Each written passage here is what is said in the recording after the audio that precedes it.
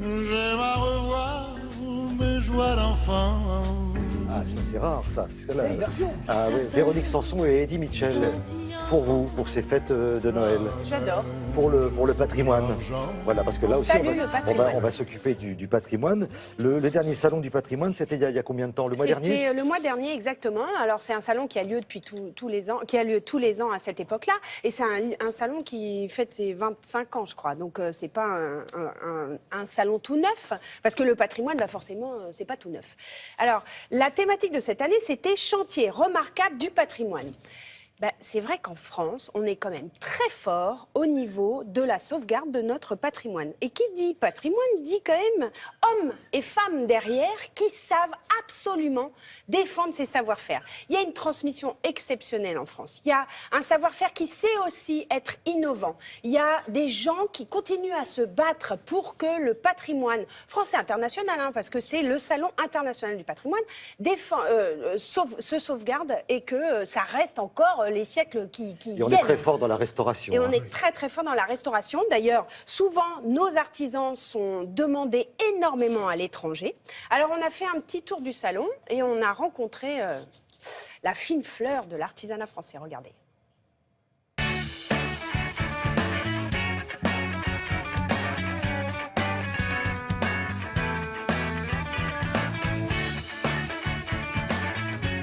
Cette année, donc, le Salon du patrimoine est dédié aux chantiers extraordinaires.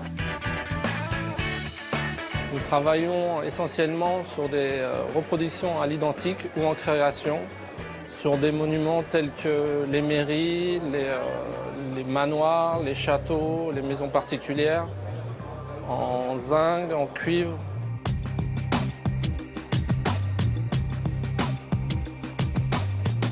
Alors, le salon, en fait, permet de mettre en lumière les métiers d'art à l'échelle de la France.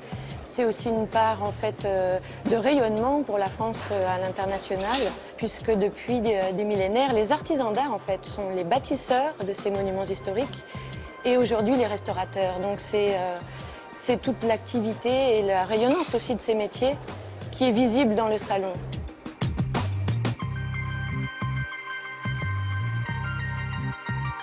L'artisan français a quand même un savoir-faire unique. Il y a des véritables métiers qu'on a su conserver. Il y a beaucoup de pays au monde qui ont perdu ces métiers. Et dans notre domaine, il reste très peu de savoir-faire dans le monde. Et en France, on a réussi à conserver le savoir-faire d'ébénisterie, de menuiserie, de sculpture, de peinture, de dorure. Et là-dessus, on est très fort par rapport à nos concurrents européens. Et on a un vrai savoir-faire qu'on défend et qu'on défend très facilement. Parce qu'en fait, en face de nous, on se rend bien compte que les gens sont vraiment très loin de notre qualité.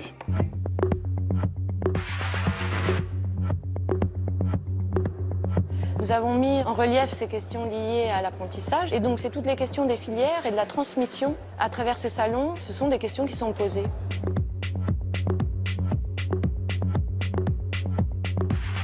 On travaille beaucoup avec des apprentis, on en prend chaque début d'année. Il n'y a pas d'école pour apprendre ce métier, donc on les forme directement en atelier.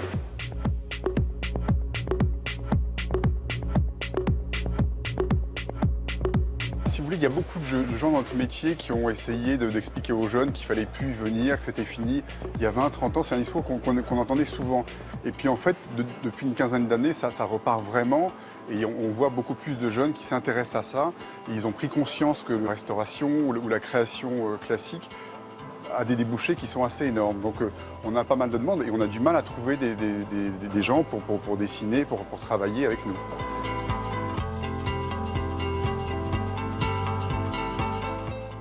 C'est bien, c'est de savoir que les jeunes sont très intéressés, attirés. Exactement. Ça veut dire qu'en novembre prochain, 2017, eh ben, vous emmenez vos petits jeunes, faire le salon du patrimoine, international du patrimoine. Il se tient toujours au Carrousel du Louvre. Et vous avez vu, on peut rencontrer ces artisans. Et je voulais saluer aussi Aude Taon qui vient de prendre la présidence d'Ateliers d'Art de France après Serge Nicole. Une continuité justement dans cette approche de la transmission et de l'apprentissage.